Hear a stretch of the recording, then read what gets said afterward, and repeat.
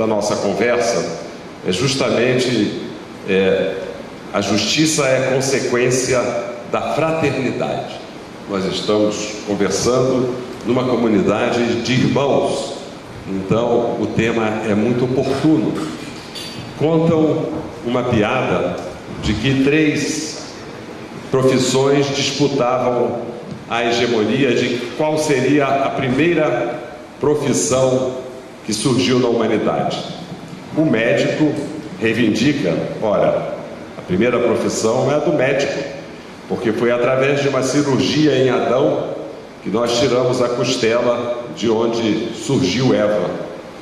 O engenheiro imediatamente diz não, mas se não tivesse um projeto de engenharia para organizar todo o sistema terráqueo, não haveria vida. Finalmente, o advogado recorda: lembrem-se que antes tudo era um caos. Portanto, desta pequena piada que eu gostaria de começar uma reflexão sobre a questão da fraternidade e a justiça. No livro de Zygmunt Bauman, Sociedades Líquidas Modernas, tem uma reflexão interessante quando Deus promove o primeiro julgamento ao chamar Caim e perguntar: Caim, onde está o seu irmão? E Caim responde: sei lá da vida dele, não tenho que dar conta do meu irmão. Eis aí o primeiro julgamento que foi feito na nossa história.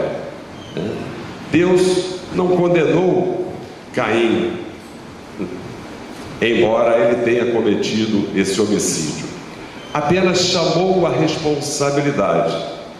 E é a essa responsabilidade que até hoje a humanidade não despertou. A humanidade não despertou para a responsabilidade que devemos ter, todos nós, com os nossos irmãos. E aí, já ultrapassando centenas de séculos, milhares de anos, nós chegamos à nossa humanidade caótica, em que nos encontramos como Caim matando os nossos irmãos. Indiferentemente, temos aquilo que nós conquistamos, é verdade, com o nosso suor, com o nosso trabalho, mas não estamos ainda no estágio de fraternidade, de compartilhar aquilo que ganhamos da nossa vida, das nossas conquistas, com aqueles que não tiveram a mesma oportunidade que temos. Portanto, vivemos numa sociedade que clama por justiça e recebe, como resposta dos poderes públicos, inclusive do poder judiciário, a resposta da indiferença, da injustiça e da violência. A mesma violência que fez com que Deus indagasse a Caim: onde está o seu irmão? É hora de refletirmos, todos nós, onde está o nosso irmão neste momento. Muitos deles estão na linha de tiro. Muitos deles estão tendo as suas casas invadidas.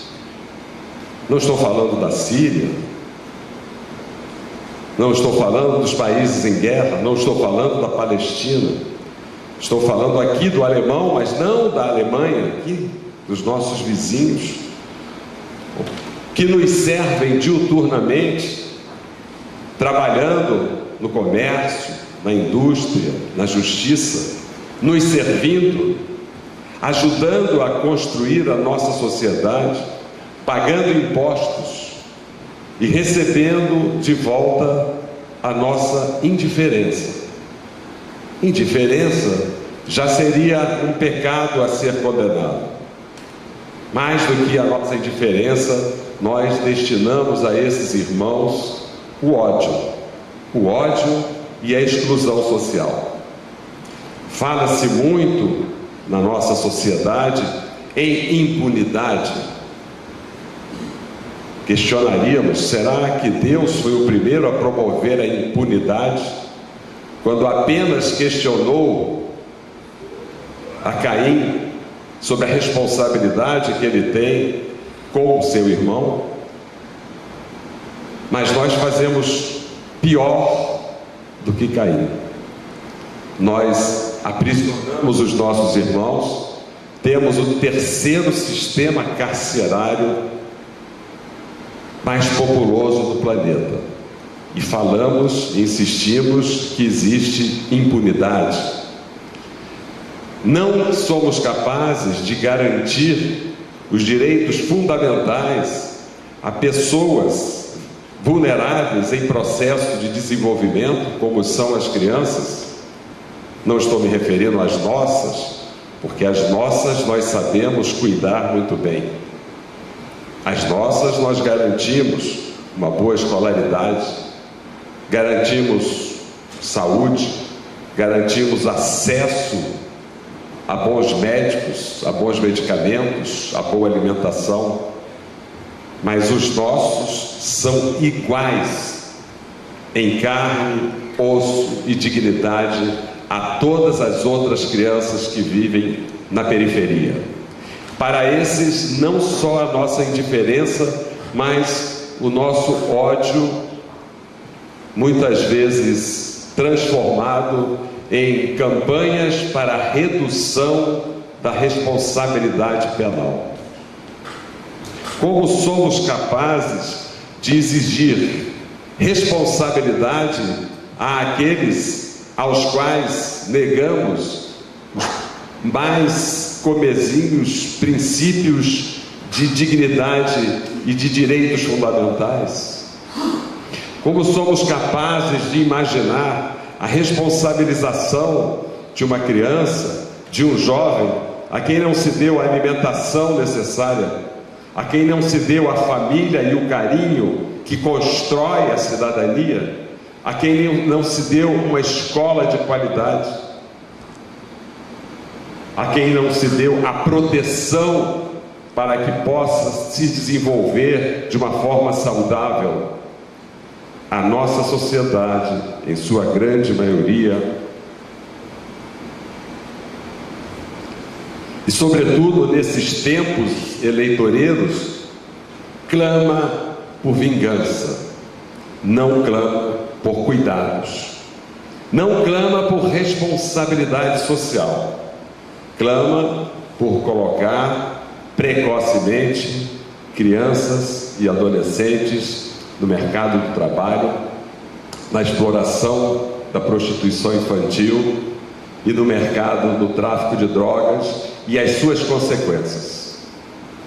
Clama pela responsabilização precoce de jovens que muitas vezes dizemos de uma forma, desculpe a adjetivação, mas eu já estou nessa estrada há muito tempo, e aí a gente vai ficando calejado de argumentações educadas, mas considero uma verdadeira hipocrisia afirmar que um jovem que nunca recebeu nada na vida, aos 16 anos, aos 14, aos 15 anos, já tem capacidade e discernimento. Como? Capacidade de discernimento sem conhecimento? Se eles nunca souberam o que é uma vida digna. E nós clamamos com clamores de vingança para que eles precocemente ingressem num sistema penitenciário que vai condená-los definitivamente à marginalização e à criminalidade. Conhecemos, irmãos maçons, as condições carcerárias do nosso país? Temos consciência de que ali não é lugar de pessoas, filhas de Deus, onde corre o mesmo sangue vermelho que o reverendo Moser acaba de nos falar? Corre nas veias daqueles que estão enjaulados o mesmo sangue vermelho que corre em toda a raça humana. E, no entanto, eles não são dignos de serem considerados pessoas humanas. Há ainda aqueles que clamam contra os direitos humanos, como numa verdadeira negação da humanidade dessa mesma pessoa que está a clamar contra os direitos humanos. Ora, se nós humanos não somos sujeitos de direitos, será que também não somos humanos? Não seria essa a consequência lógica de quem nega a efetivação dos direitos humanos a determinadas categorias de humanos? Não estariam essas pessoas a negar a sua própria humanidade? E se humanos não somos, que outra categoria nós devemos nos integrar? Toda essa reflexão, queridos irmãos, é para dizer que nós somos representantes do Poder Judiciário e temos a maior responsabilidade por esse caos que a piada nos conta. É o momento de reconstruir uma humanidade à imagem e semelhança do nosso Criador. Falta-nos fraternidade, humanidade, falta-nos acolhimento. Este mesmo acolhimento que nós, desembargador Damasceno e eu tivemos quando entramos nessa loja, quando entramos nessa casa, é o acolhimento que necessitam todos os cidadãos brasileiros. Porque a nossa Constituição, que já não é mais uma criança, não é mais uma jovem, já é uma senhora madura com seus 30 anos, ainda vilipendiada, rasgada, desrespeitada pela nossa sociedade, representada pelos políticos que levamos ao nosso poder legislativo,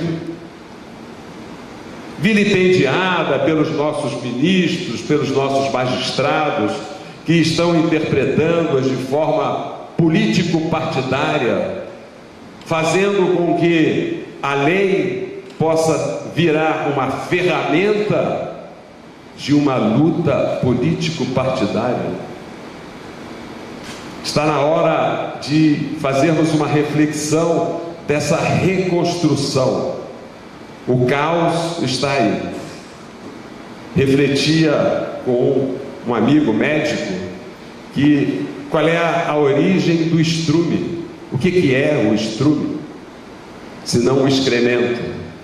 Ora, se nós estamos vivendo perto desta situação de excremento, está na hora de adubar essa terra, está na hora de plantar a esperança nessa terra. E a esperança se planta, começa com o respeito aos direitos fundamentais de crianças e adolescentes. Por isso eu estou batendo nessa tecla da questão da responsabilidade penal, porque nossas crianças, os nossos adolescentes, não precisam de punição, de justiça, de vingança. Eles precisam de políticas públicas que lhes garantam o direito à plena cidadania, a um desenvolvimento completo. Crianças, independente da cor, do lugar onde mora, da classe social, da raça, porque em todas elas corre o sangue vermelho da humanidade. Bauman, filósofo, ele fala da ética como uma arte. E ele diz que a ética é a arte de dirigir ações do homem para a produção da maior quantidade possível de felicidade em benefício daqueles cujos interesses estão em jogo. Então nós temos o compromisso com a produção da felicidade. Na antessala da loja conversávamos como o ambiente está carregado de ódio. como nós estamos tratando os nossos irmãos com ódio, independente ou justamente porque nos colocamos de forma diferente, o que é o direito de todos nós, porque não há só uma pessoa igual a outra, todos somos diferentes, todos temos ideologias diferentes, gostamos de partidos políticos distintos, gostamos de clubes de futebol diferentes, gostamos de nos divertir de formas diferentes, mas isso não é motivo para nos fazer inimigos pelo fato de sermos diferentes. Gostamos de fazer sexo de forma diferente e diversa, gostamos de formar famílias de formas diferentes e diversas, como a nossa autodeterminação, e autodeterminação é um princípio da humanidade que o próprio Deus nos deu. Deus, quando nos criou, nos deu o direito de pecar até contra Ele. Nós somos seres livres para sermos autodeterminados. Portanto, independente da coloração do nosso discurso, da coloração da nossa camisa, a vermelha e preta de preferência, independente disso, não é motivo para nos fazer inimigos uns dos outros. Nós temos que estar juntos na busca da felicidade, e nós só seremos felizes se conseguirmos fazer o próximo feliz. E eu gostaria de fazer uma reflexão em cima dos princípios éticos da magistratura, porque a magistratura tem sido protagonista para o bem, para o mal, da busca ou da ausência da felicidade em nosso país. Nós somos regrados por princípios éticos. Nós temos um código de ética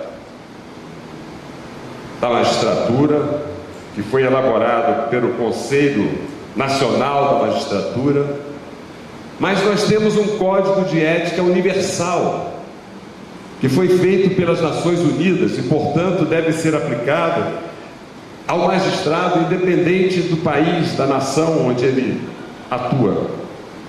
É um código de ética universal que foi firmado pelas Nações Unidas na cidade de Bangalore, na Índia. E um desses princípios importantes para o exercício da magistratura é a independência. O juiz tem que ser independente na prolação das suas decisões. Ele pode ter a coloração política que ele tiver, ele pode torcer para o clube que ele quiser, a religião que ele quiser, mas na hora de firmar uma decisão, ele tem que ter o compromisso ético com a independência e não se deixar levar, conduzir por nenhuma dessas paixões. Tem que fazer a interpretação da lei de uma forma absolutamente independente. Algumas pessoas interpretam isso como um privilégio, mas é um ônus que tem o magistrado, e é um dever que ele tem para com a sociedade de prestar contas de que a sua decisão não sofre nenhum tipo de influência, seja de caráter social, econômico, ideológico. Ele tem que ser independente, tem que enfatizar que a efetivação dos direitos é feita com fundamento único e exclusivamente na interpretação da lei. Mas além disso, ao interpretar da lei, ele tem que aplicar os princípios gerais de direito, ao fim ao qual o direito se destina. O direito não pode ser interpretado de uma forma absolutamente fria. E me lembrava, eu vou antecipar, meu querido Damasceno, ele vai falar melhor sobre isso, que Santo Agostinho dizia que a lei deve ser interpretada com o coração. Aliás, Santo Agostinho é o meu santo, e por um motivo muito egoísta. Santo Agostinho é sábio, eu não sou, mas ele é um dos santos que mais caiu e mais se levantou. Isso me dá esperança de um dia chegar à santidade, porque ninguém cai mais nessa vida do que eu. Então, nada melhor do que me inspirar em Santo Agostinho, cujo lema era ciência e amor. O mais sábio, é considerado o mais sábio dos santos, nascido ali no norte da África. Nós que no nosso preconceito olhamos para a África sempre menosprezando aquele espaço onde surgiu a humanidade, onde dizem nascemos, de onde nasceu a nossa costela da humanidade, mas nós olhamos para a África sempre com um olhar preconceituoso. E é de lá que veio Santo Agostinho, da cidade de Tagaste, no ano de 345. Surge esse homem caindo e levantando, caindo e levantando. E com uma característica ainda interessante: ele era levantado sempre pelas lágrimas da sua mãe, Mônica, Santa Mônica, que insistentemente rezava e buscava o seu filho em todas as esbórnias por onde ele se encontrava. Ainda que ele entrasse nos prostíbulos mais perigosos, ali estava a Mônica a buscar o seu filho. Exemplo de mãe que também deve inspirar a todos nós, enquanto sociedade, na busca daqueles que estão, digamos assim, em perigo contra a sua integridade, seja física, seja moral, seja psicológica, e aos quais nós nunca devemos abandonar. A exemplo dessa mãe de Santo Agostinho, devemos sempre estender a mão àqueles que estão dentro do sistema socioeducativo, àqueles que estão dentro do sistema penitenciário, aqueles aos quais nós achamos que não tem salvação. É a esses que devemos estender a nossa mão. Mas esse é um dos princípios que marca a conduta do magistrado.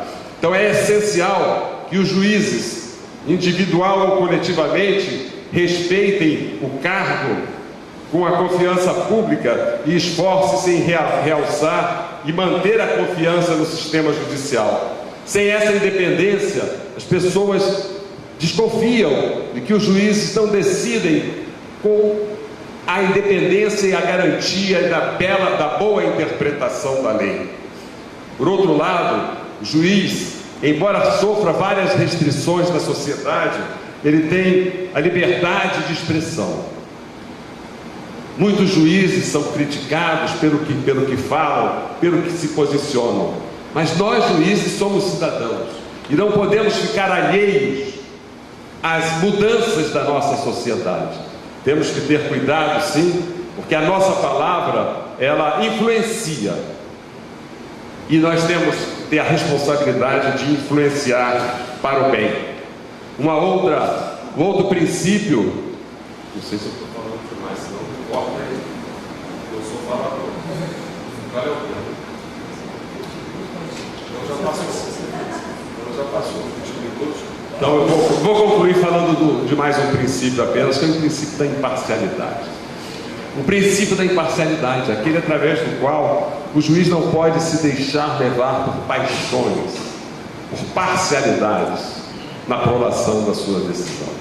E aqui eu queria, sem mencionar, evidentemente, que aí eu não estaria sendo ético, quem quer que seja, mas uma reflexão que nós devemos fazer se o nosso poder judiciário de hoje, do nosso dia a dia, está ou não está cumprindo essas regras de imparcialidade.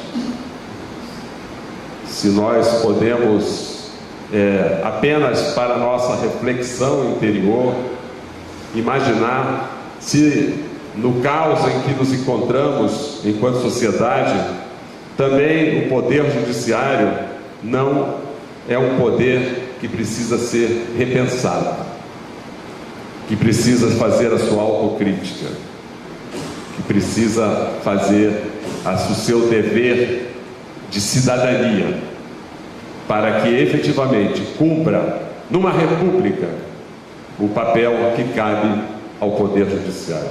Muito obrigado.